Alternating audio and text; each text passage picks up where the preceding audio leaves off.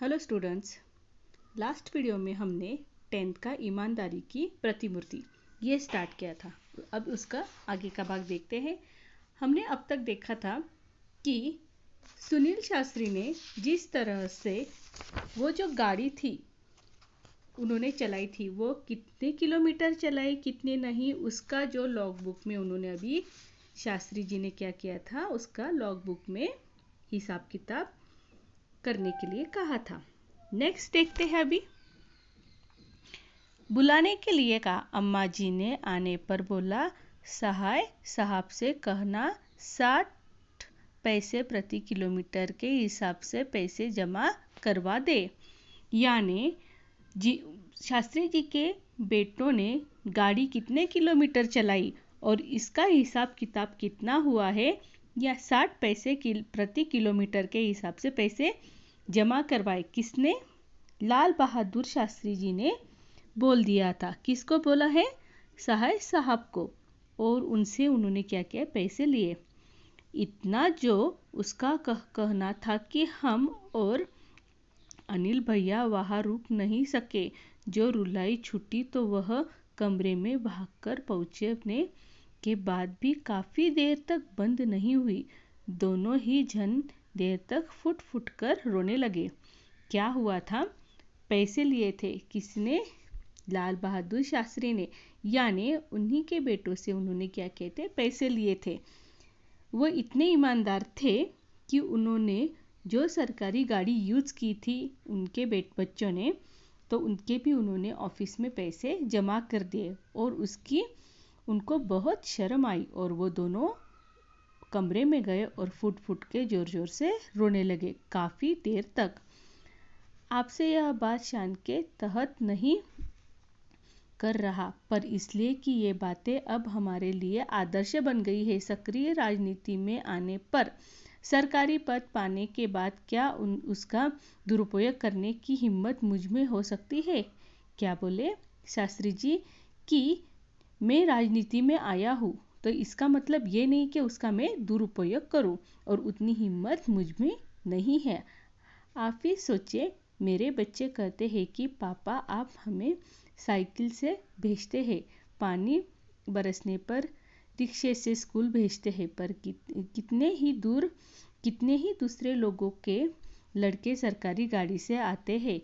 वे छोटे हैं, उन्हें कलेजा चीरकर नहीं बता सकता, समझाने की कोशिश करता हूँ। जानता हूँ मेरा यह समझाना कितना कठिन है, फिर भी समय होने पर कभी कभी अपनी गाड़ी से छोड़ देता हूँ। आपसे यह बात शान से तहत नहीं कर रहा, पर इसलिए कि ये बातें अब हमारे लिए आदर्श बन गई है।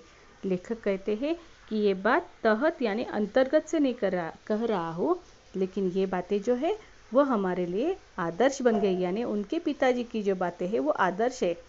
सक्रिय राजनीति में आने पर सरकारी पद पाने के बाद क्या उसका दुरुपयोग करने की हिम्मत मुझ में हो सकती है? नहीं हो सकती थी। यानी जब राजनीति में वो आए तो उसका दुरुपयोग होना उचित है? नहीं उचित था। आप ही सोचे, मेरे बच्चे कहते हैं कि पापा आप हमें साइकिल से भेजते हैं, पानी बरसने पर रिक्शे से स्कूल भेजते हैं, पर कितने ही दूर लोगों के लड़के, कितने ही लोगों के जो लड़के हैं वो सरकारी गाड़ियों से जाते हैं। बच्चे अपने पापा से यानी शास्त्री जी से कंप्लेंट करते हैं कि आप हमें साइकिल पे या फिर बहुत बारिश होती है तो रिक्शा से भेजते हैं, लेकिन बहुत से जो बच्चे हैं वो सरकारी गाड़ी से जाते हैं। ऐसे वो कंप्लेंट करते हैं। वो छोटे हैं, उन्हें कलेजा चीरकर नहीं बता सकता, समझाने की कोशिश करता हूँ। जानता हूँ मेरा यह समझना कितना कठिन है, फिर भी समय होने पर कभी कभी अपनी गाड़ी से छोड़ देता हूँ। उनके पास जब समय होता है तब कभी कभी वो खुद की गाड़ी पर छोड़ देते हैं, लेकिन सरकारी गाड़ी का या फिर सरकारी कामों का या फिर उनका जो औहदा है उसका वो दुरुपयोग कभी भी नहीं करते थे। वो ईमानदारी से, सच्चे दिल से वो देश की रक्षा करते थे, देश का काम करते थे, लेकिन उसका दुरुपयोग वो कभी भी नहीं करते थे।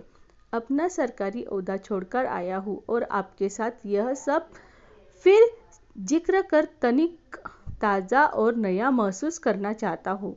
वो ताज़ा और महसूस यानी अपने मन का जो भाव है वो हमारे तरफ वो क्या करते हैं, व्यक्त करते हैं। कोशिश करता हूँ नींव को पुनः संजोना संवारना कि मेरे मन का महल आज के इन तूफानी झंझावत में खड़ा रह सके।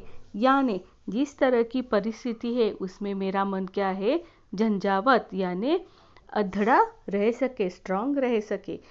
याद आते हैं बचपन के वो हसीन दिन, वे पल जो मैंने बाबूजी के साथ बिताए। लेखक ने जो शास्त्री जी के साथ यानी उनके पिताजी के साथ वो पल बिताए थे वो उन्हें याद आते हैं।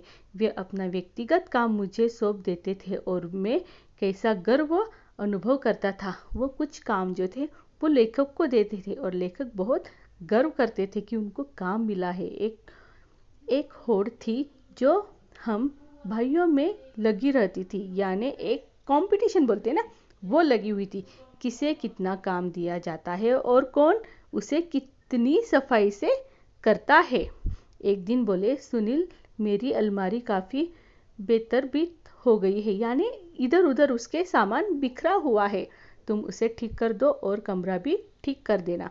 ऐसे हमारे शास्त्री जी ने सुनील शास्त्री जी से बोला। मैंने स्कूल से लौटकर वह सब कर डाला। दूसरे दिन मैं स्कूल जाने के लिए तैयार हो रहा था कि बाबूजी ने मुझे बुलाया। पूछा, तुमने सब कुछ बहुत ठीक कर दिया। मैं बहुत खुश हूँ, पर वे मेरे कुर्ते कहाँ है? कुर्ते यानी उनका जो पहना होता था वो कहाँ पे? तुमने काम तो बहुत अच्छा किया, लेकिन मेरे कुर्ते तुमने कहाँ रखे? मैं बोला, वे कुर्ते भला कोई यहाँ से फटा रहा था, यानी उनके जो कुर्ते थे वो फटे हुए थे, कोई वहाँ से सब मैंने अम्मा को दे दिए, यानी उनकी माताजी को दे दिए। उन्होंने पूछा, यह कौन सा महीना चल रहा है? उन्होंने महीना बोला कि कौन सा महीना चला है? मैंने जवाब दिया, अक्टूबर का महीना, सप्ताह। उन्होंने आगे जोड़ा, अब नवंबर आएगा, जाड़े के दिन हो गए, तब ये सब काम आएंगे। ऊपर से कोट पहन लूँगा, यानी ठंडी का अभी महीना आने वाला है, ठंडी के दिन आने वाले हैं, तब वो पहन लूँगा और ऊपर से मैं क्या करने वाला हूँ, कोट पहन लूँगा। मैं देखता रह गया। वो एकदम शॉक हो गए कि पिताजी क्या बोल रहे हैं, क्या कह रहे हैं बाबूजी? वे कहते जा रहे थे, ये सब खादी के कपड़े हैं, बड़ी मेहनत से बनाए हैं, बीनने वाले से इसका एक एक सूत काम आना चाहिए, यानी जिसने उसको बनाया है खादी के कपड़े को, उसका एक एक सूत क्या है, काम आना चाहिए। यही नहीं, मुझे याद है मैंने बाबूजी से कपड़ों की तरफ ध्यान देना शुरू कर दिया। क्या पहनते हैं, किस किफ़ायत से रहते हैं, मुझे देखना था। यानी उन्होंने अभी ऑब्जर्व करना का देखा कि शास्त्री जी किस तरह से पहनते हैं, क्या करते हैं, किस तरह से रहते, उनका रहन सहन, बोलने का ढंग, चलने का ढंग, ये सब सुनील शास्त्री ने देखना यानी उनकी तरफ ऑब्जर्व करना स्टार्ट कर दिया था। एक बार उन्होंने अम्मा को फटा हुआ कुर्ता देते हुए कहा था, इनके रुमाल बना दो। फटा हुआ जो कुर्ता था उनका तो शास्त्री जी ने बोला था कि इसके क्या करना है, हैंकी, ये मीन्स रुमाल बना दो। बाबूजी का एक तरीका था जो अपने आप आकर्षित करता था। वे अगर सीधे से कहते, सुनील तुम्हें खादी से प्यार करना चाहिए, तो शायद वह बात कभी भी मेरे मन में घर नहीं करती, पर बात कहने का साथ साथ उनके अपने व्यक्तित्व का आकर्षण था, जो अपने में सामने वाले को बांध लेता था। वह स्वतः उन पर अपना सब कुछ निछावर करने पर उतारू हो जाते थे। मीन्स क्या थे, लाल बहादुर शास्त्री का एक ढंग था बोलने का, जो जिस तरह से वो बात करते थे ना बच्चों, तो उनकी बातों में एक आकर्षण था, यानी लोग अपने आप उनकी तरफ क्या करते थे, खींचे चले जाते थे। एक आकर्षण, उनका व्यक्तित्व और उनकी रहन सहन, इन सब से लोग उनकी तरफ क्या करते थे, आकर्षित हो जाते थे। अम्मा बताती है हमारी शादी में चढ़ावे के नाम पर सिर्फ 5 ग्राम सोने के गहने आए थे। क्या है, उन पे चढ़ाया था तो कितने, सिर्फ 5 ग्राम के सोने आए थे। लेकिन जब हम विदा होकर रामनगर आए तो वहाँ उन्हें मुंह दिखाई में गहने मिले। सभी नाते रिश्ते वालों ने कुछ न कुछ दिया था। जिन दिनों हम लोग बहादुरगंज में मकान में आए, उन्हीं दिनों तुम्हारे बाबूजी के चाचा जी को कोई घाटा लगा था। किसी तरह से बाकी का रुपया देने की जिम्मेदारी हम पर आ पड़ी। बात क्या थी, उसकी ठीक से जानकारी लेने की ज़रूरत हमने नहीं सोची और न ही इसके बारे में कभी कुछ पूछताछ की। जब शास्त्री जी की शादी हुई तो सुनील शास्त्री की माताजी को मुंह दिखाई में बहुत सारे गहने पैसे जो थे वो सब आए थे। लेकिन शास्त्री जी के जो अंकल थे यानी चाचा जी थे, उनमें कुछ कर्जा था। वो कर्जा देने के लिए उन्होंने शास्त्री जी से पैसे लिए। तो उन्होंने ये पूछा नहीं कि किस लिए चाहिए, क्या चाहिए। उन्होंने बिना पूछताछ करते हुए उनको वो पैसे दे दिए थे। एक दिन तुम्हारे बाबूजी ने दुनिया की मुसीबतों और मनुष्य की मजदूरियों को समझाते हुए जब हमसे गहनों की मांग की तो क्षण भर के लिए हमने कुछ वैसा लगा और गहना देने में तनिक हिचकिचाहट महसूस हुई, पर यह सोचा कि उनकी प्रसन्नता में हमारी खुशी है। शास्त्री जी ने कुछ काम के लिए उनकी पत्नी से गहने मांगे। पत्नी को बहुत बुरा लगा, लेकिन फिर बाद में उन्होंने सोचा कि शास्त्री जी की खुशी में ही मेरी खुशी है, और उन्होंने वो जो गहने थे वो खुशी खुशी से उन्हें दे दिए। हमने गहने दे दिए, केवल टीका नथुनी यानी नाक का, बिछिया यानी पैरों के रख दिए थे। वे हमारे सुहाग वाले गहने थे, यानी जिस दिन उन्हें शादी हुई थी उस दिन उनको मिले थे। उस दिन तो उन्होंने कुछ नहीं कहा, पर दूसरे दिन वे अपनी पीड़ा न रोक सके। कहने लगे, तुम सब मिर्जापुर जाओगी और लोग गहनों के संबंध में पूछे तो क्या कहोगी। यानी वो मिर्जापुर यानी गांव जाओगी तो वहाँ पे लोग अगर पूछेंगे तो क्या कहूँगी। हम मुस्कुराए और कहा, उसके लिए आप चिंता न करें, हमने बहाना सोच लिया है। शास्त्री जी की पत्नी बोलती कि उसके लिए आप चिंता मत करो। मैं क्या बोलूँगी, मैंने उसका बहाना सोच लिया। हम कह देंगे कि गांधी जी के कहने के अनुसार हमने गहने पहनना छोड़ दिया है। यानी गांधी जी ने बोला है कि गहने मत पहनो। इस तरह से उन्होंने बहाना ढूंढ लिया था जो मिर्जापुर में जाकर वो बोलने वाले थे। इस पर कोई भी शंका नहीं करेगा। तुम्हारे बाबूजी तनिक देर चुप रहे, फिर बोले, तुम्हें यहाँ बहुत तकलीफ है, इसे मैं अच्छी तरह समझता हूँ। तुम्हारा विवाह बहुत अच्छे सुखी परिवार में हो सकता था, लेकिन अब जैसा है वैसा है। तुम्हें आराम देना तो दूर रहा, तुम्हारे बदन के भी सारे गहने उतार लिए। शास्त्री